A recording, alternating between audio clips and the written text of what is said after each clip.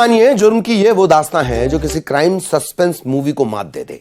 एक प्रेमी अपनी प्रेमिका के मर्डर की साजिश रचता है, जिस कत्ल में उसकी प्रेमिका भी साथ देती है। आखिर प्रेमिका प्रेमी के साथ मिलकर खुद के कत्ल की प्लानिंग क्यों कर रही थी?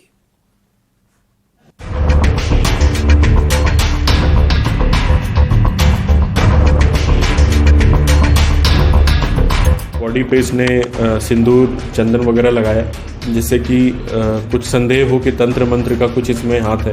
और उसने पूरे घटनाक्रम के दौरान यही कहा कि मैं अपने घर पे सोई थी और उसके बाद मुझे नहीं पता कि आगे क्या हुआ।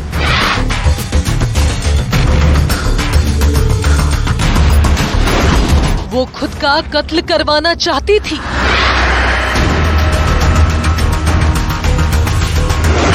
प्रेमी प्रेमिका का खौफनाक प्लान।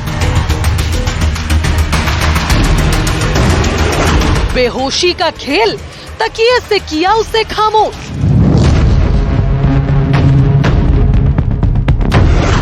स्टोर रूम में जली लाश की मिस्ट्री।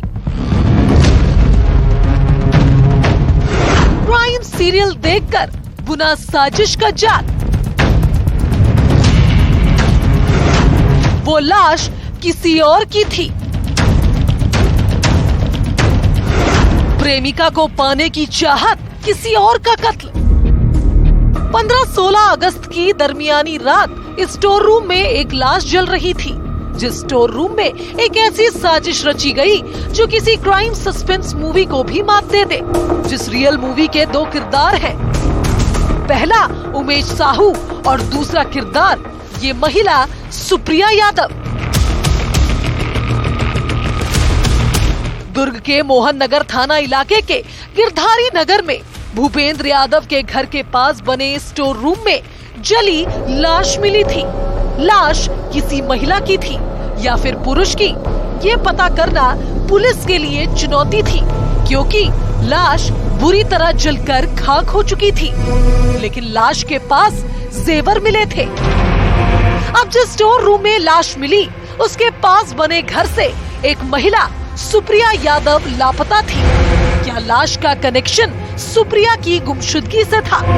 लाश के पास मिले जेवर सुप्रिया के ही थे। मोहन नगर थाना क्षेत्र अंतर्गत गिरधारी नगर से सूचना मिली थी 15 और 16 अगस्त के दरमियानी रात को कि एक घर में घर के कोने में आग लगी हुई है और कोई बॉडी उसमें जलती हुई दिख रही है। सूचना पर पुलिस की टीम वहां पहुंची और जो घटनास्थल था उसका निरीक्षण करने पर समझ आया कि एक बॉडी उसमें जली हुई है, लेकिन इतनी बुरी तरीके से जल गई थी कि उसको पहचान पाना संभव नहीं था। घर के सदस्यों की तस्दीकी की गई तो घर से एक जो महिला है सुप्रिया यादव, वो गायब थी। तो शुरुआती संदेह यही था कि ये बॉडी उसकी हो सकती है। अभी सवाल कई थे जिनकी तफ्तीश जारी थी, लेकिन इसी बीच राजनांदगांव में सुप्रिया की लोकेशन मिली, जो अपने मायके में मिली। हैरानी की बात थी कि जिस दिन सुप्रिया के घर के पास स्टोर रूम में जली लाश मिली, उससे पहले उसका गायब होना पुलिस का शक सुप्रिया पर गहराया। इसी दौरान हमारी टीमें जो है सुप्रिया यादव के मायके की तरफ भी गई, जहां वो गंडई में रहती है। तो वहां पे पता चला कि एक दिन पहले वो गांव के पास में ही अचेत अवस्था में मिली थी और अपने मायके में ही रह रही थी। तो संदेह और मतलब गहराया कि ये बॉडी किसकी है और घटनाक्रम क्या हुआ है। उसके संबंध में फिर अलग अलग टीमें विश्लेषण पे लगी, कुछ साइबर एनालिसिस के लिए, कुछ फील्ड पे हमारी टीमें लगी हुई थी। अभी भी सब कुछ धुंधला ही था।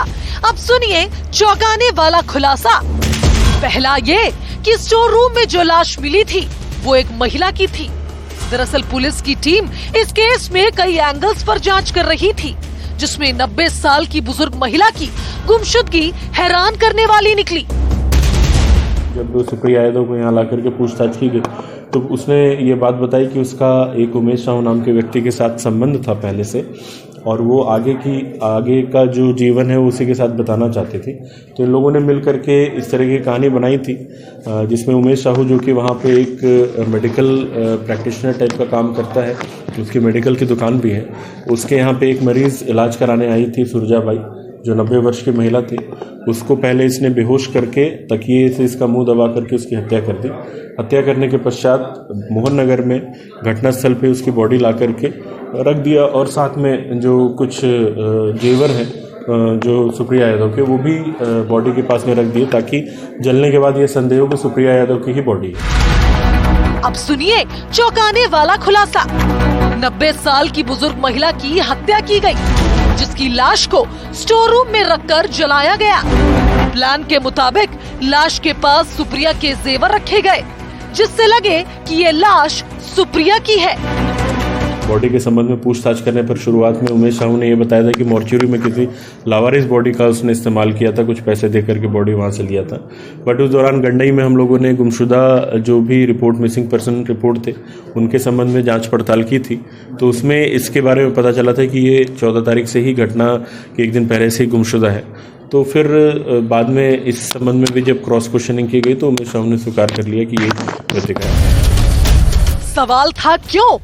दरअसल शादीशुदा सुप्रिया अपने प्रेमी उमेश साहू के साथ रहना चाहती थी, जिसका प्रेमी जो मेडिकल प्रैक्टिशनर है, उसने 90 साल की बुजुर्ग महिला को बेहोशी का इंजेक्शन दिया, उसकी तकिए से हत्या की और लाश को प्रेमिका के घर के पास स्टोर रूम में रखकर जला दिया और सुप्रिया के जेवर भी रख दिए, जिससे सबको लगे कि सुप्रिया की मौत हो चुकी है और वो दोनों आराम से रह सके।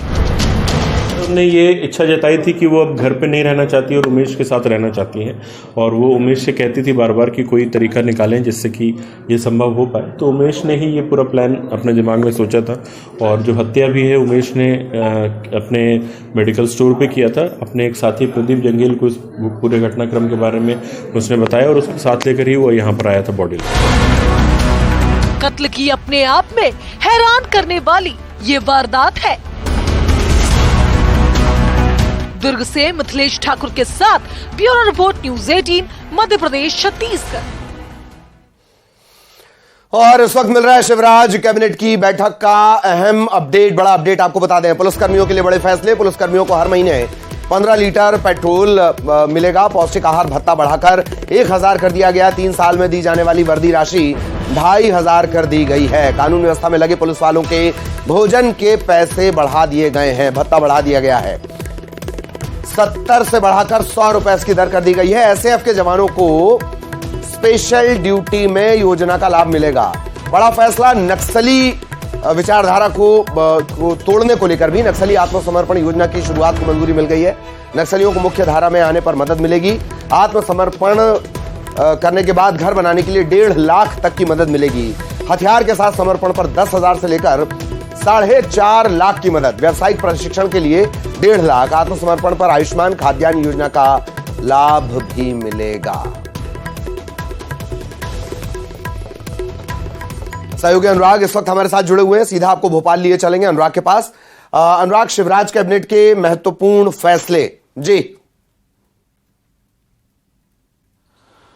बिल्कुल ललित, देखिए शिवराज कैबिनेट की आज हुई बैठक में कई बड़े फैसले लिए गए और इसमें पुलिस कर्मचारियों को लेकर सरकार की तरफ से बड़ा फैसला लिया गया है। पुलिस कर्मचारियों की मांग थी कि उनको जो महीने का पेट्रोल मिलता है उसको बढ़ाया जाना चाहिए, यानी कि अब एक महीने में 15 लीटर पेट्रोल की खपत जो है पुलिस कर्मचारी कर पाएंगे। और इसके अलावा उनके वर्दी से लेकर स्पेशल ड्यूटी के दौरान जो भोजन मिलता था उसकी दर में भी सरकार ने इजाफा कर दिया, यानी कि प्रदेश के जो पुलिस कर्मी हैं उनके लिए सरकार की तरफ से ये बड़ी सौगात कही जा सकती है। इसके अलावा एसएएफ के जवान जो कि राज्य सरकार के तहत आते हैं उनको भी इसी तरह की योजनाओं का लाभ दिया जाएगा। कैबिनेट में आज इस प्रस्ताव को मुहर लगाई गई है। इसके अलावा सबसे बड़ी योजना नक्सलियों के आत्मसमर्पण से जुड़ी हुई योजना है। इसको मध्य प्रदेश सरकार ने लागू किया है। हालांकि मध्य प्रदेश में कोई नक्सली एक्टिविटी नहीं है, लेकिन उसके बाद भी यदि कोई नक्सली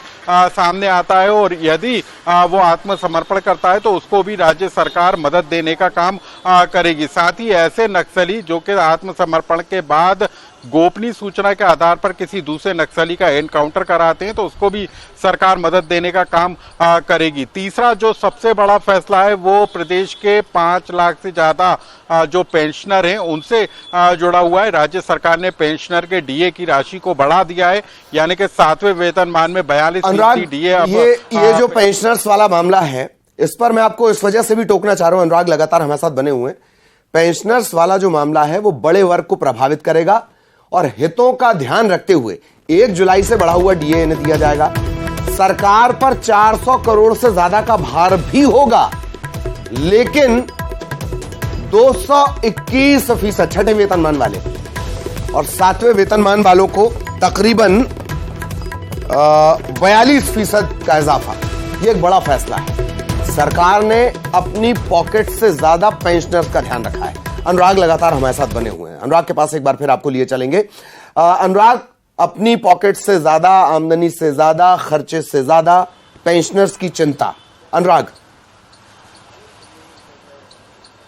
बिल्कुल ललित, देखिए चुनाव है और हर वर्ग को सरकार खुश करने की तैयारी में, और यही वजह है कि पेंशनर हो, कर्मचारी हो, पुलिस कर्मचारी हो, सभी को खुश करने की कोशिश की जा रही है। सरकार ने ये भी बता दिया कि जो डीए दिया जाएगा या पुलिस कर्मचारियों को जो भत्ता दिया जाएगा, मानदेय दिया जाएगा, उससे सरकार पर कितना भार आएगा। करोड़ों रुपए का भार सरकार के ऊपर पड़ना है। लेकिन ऐसे में जब चुनाव है तो राज्य सरकार के चुनाव से जुड़े हुए बड़े फैसले माने जा सकते हैं, यानी कि हर वर्ग को खुश करने की कोशिश की जा रही है, पेंशनर भी पीछे न छूट जाएं, और इसी वजह से मुख्यमंत्री ने आज पेंशनर को भी डीए देने का ऐलान कर दिया। तो छठवें वेतनमान में 221 और सातवें वेतनमान में 42% डीए जो है पेंशनर को मिलेगा। और प्रदेश में पेंशनर की आबादी भी लाखों की संख्या में, 4 लाख से ज्यादा पेंशनर मध्य प्रदेश में मौजूद है। तो अंदाजा लगाया जा सकता है कि चुनाव से पहले सरकार के फैसले हर वर्ग को खुश करने के लिए कितने असरदार होंगे।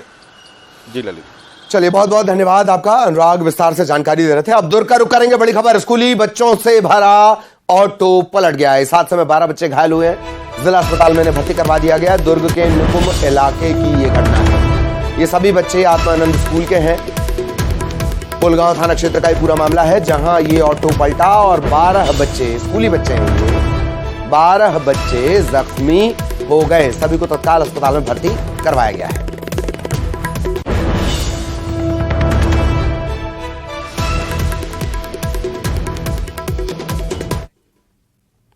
अब एक रिपोर्ट की बात। उसे लगता था वो उसे मिल जाएगी तो उसकी किस्मत बदल जाएगी। इसकी तलाश में वो एक सौदा करता है। सौदागरों के पास जंगल में उनसे मिलने जाता है। यूपी से पन्ना तक का सफर तय करता है, लेकिन उसकी तलाश अधूरी रहती है।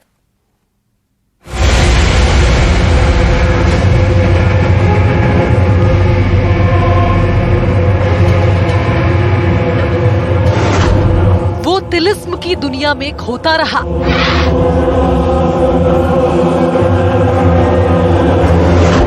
एक सौदा जो बन गया मौत।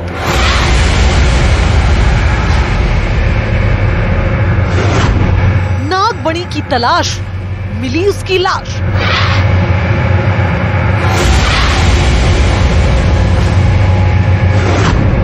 यूपी टू पन्ना, अंधविश्वास का खेल।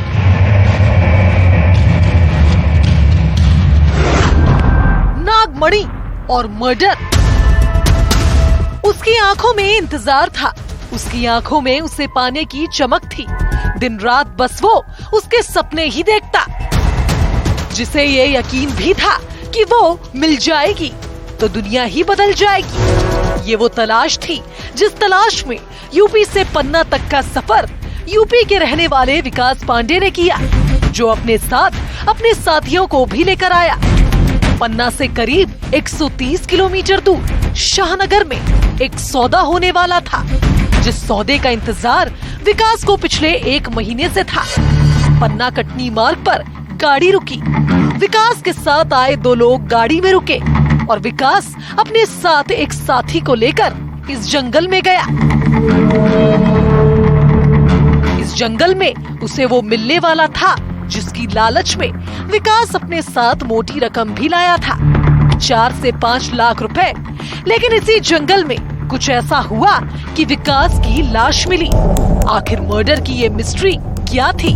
सुनिए चश्मदीद की जुबानी उस सौदे के पीछे की कहानी। कोई बाबा इसको 1 महीने से हाँ बताओ 1 महीने से मिला था। हाँ। उसी के चक्कर में भटक रहा था और हमको लेकर यहाँ चला आया। हाँ। और यहाँ आया तो वो चेक कराने के चक्कर में लाइट भी नहीं चली और झगड़ा हो गई। उसको मारना चालू कर दिया ताबड़तोड़। हाँ। हम अपनी जान बचा के छोड़े, नहीं तो हमको भी मार। ये तलाश थी नागमणि की, या यूं कहें अंधविश्वास के जाल में फंसे विकास को ये यकीन हो गया था कि उसे नागमणि मिल जाएगी तो वो दौलतमंद हो जाएगा, वो जो चाहेगा उसे मिल जाएगा।